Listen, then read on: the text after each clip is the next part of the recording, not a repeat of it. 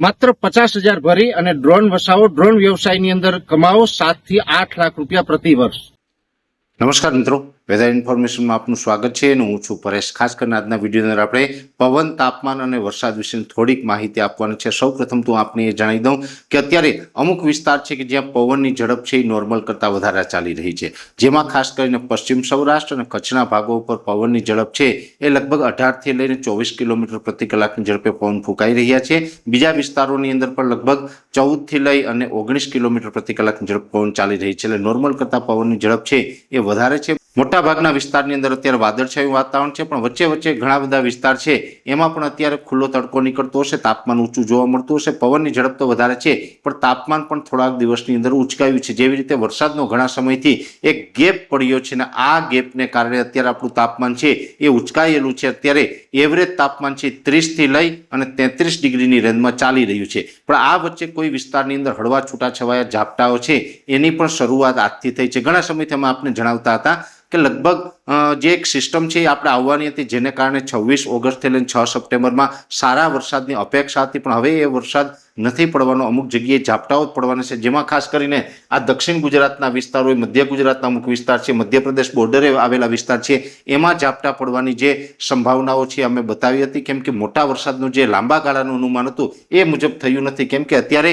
હવામાનની જે વિપરીત પરિસ્થિતિ ચાલી રહી છે, જેને કારણે બંગાળની ખાડીની જે સિસ્ટમ છે એ મધ્યપ્રદેશથી ડાયરેક્ટ ગુજરાત ઉપર થઈને આમ પશ્ચિમમાં જવી જોઈએ, એની જગ્યાએ મધ્યપ્રદેશ બોર્ડરે આવેલા વિસ્તારો ઉપર થઈ અને આમ રાજસ્થાન તરફ આગળ નીકળી રહી છે, એટલે આપણે આ સિસ્ટમનો પણ બહુ લાભ મળવાનો નથી। હા, એક ચોક્કસથી વાત છે કે આના પછી અત્યારે જે સિસ્ટમ ચાલી રહી છે એના પછી પણ બીજી એક સિસ્ટમ બંગાળની ખાડીની અંદર બનવા જઈ રહી છે, અને એ સિસ્ટમને કારણે અત્યારે એવું અનુમાન છે કે જો એ સિસ્ટમનો ટ્રેક ચેન્જ ન થાય તો 6 સપ્ટેમ્બરથી લઈને 10 સપ્ટેમ્બર વચ્ચે ગુજરાતના સાર્વત્રિક તમામ વિસ્તારની અંદર સારા એવા વરસાદનો લાભ મળી શકે છે। પણ ખાસ કરીને જે આપણું ઝાપટાઓનું અનુમાન હતું, જેમાં વલસાડ, નવસારી જેવા વિસ્તાર છે, ડાંગના વિસ્તાર છે, તાપીના વિસ્તાર છે, આ વિસ્તારની અંદર અત્યારે હળવાથી સામાન્ય ઝાપટા, કોઈ જગ્યાએ ભારે ઝાપટાની પણ શરૂઆત થઈ છે, અને હજુ પણ લગભગ 6 તારીખ સુધીમાં આ દક્ષિણ ગુજરાતના જે તમામ વિસ્તાર હશે આ તમામ વિસ્તારની અંદર હળવા, મધ્યમ અને અમુક જગ્યાએ છૂટાછવાયા અને અમુક જગ્યાએ ભારે ઝાપટા નોંધાય તેવી શક્યતાઓ છે।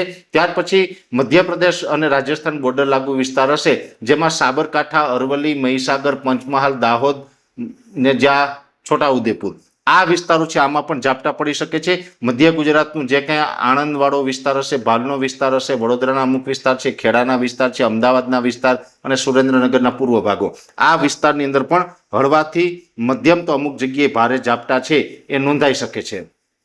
એટલે ખાસ કરીને જોવા જઈએ તો લગભગ અત્યારે લાગી રહ્યું છે કે ઓલ ઓવર ગુજરાતમાં બીજે તો કોઈ ખાસ વરસાદની શક્યતાઓ હાલ દેખાતી નથી, પણ હા, એક ચોક્કસથી છે કે દક્ષિણ ગુજરાત અને મધ્યપ્રદેશ બોર્ડર આમાં ઝાપટા પડશે।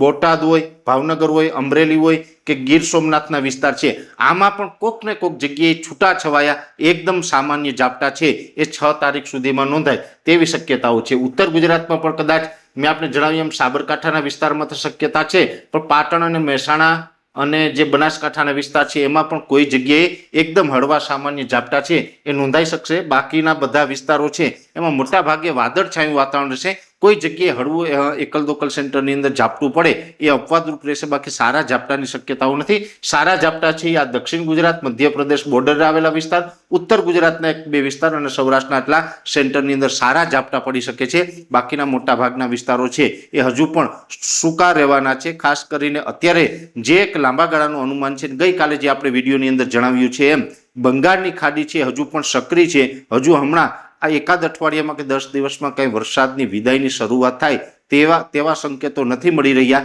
એટલે હજુ બંગાળની ખાડીની અંદર સિસ્ટમ બનતી રહેશે।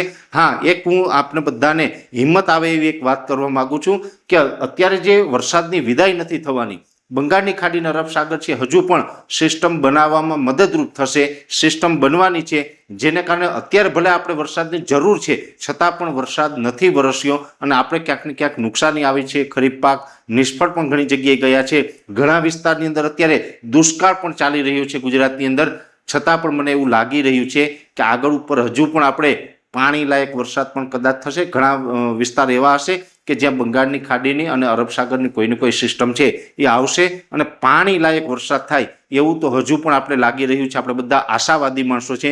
હજુ પણ વ્યક્તિગત મારા જે અનુભવો છે એ અનુભવોના આધારે હું એટલું કહી શકું કે એક વખત આપણે શિયાળુ પાક કરી શકાય આવી કંઈક વ્યવસ્થા કુદરત તરફથી ઊભી થશે, પાણી થશે. કેમ કે હજુ પણ લગભગ 3 થી 4 રાઉન્ડની અંદર ગુજરાતની અંદર વરસાદનો લાભ મળી શકે છે. પણ છતાં પણ જો અલ્નીનો નડે ને પછી કદાચ સિસ્ટમ આપણી નજીક આવી અને દૂર ફંટાઈ જાય અને એવી કોઈ કુદરતી આફત આવે તો વાત અલગ છે. બાકી અત્યારે જે મોડેલો બતાવી રહ્યા છે એ મુજબ આપણે હજુ પણ ગુજરાતની અંદર સારા વરસાદની શક્યતા છે ને સારા વરસાદ થશે. ત્યાર પછી જ ચોમાસું છે ગુજરાતમાંથી વિદાય લેશે એવું એક અમારું બેઝિક અનુમાન છે.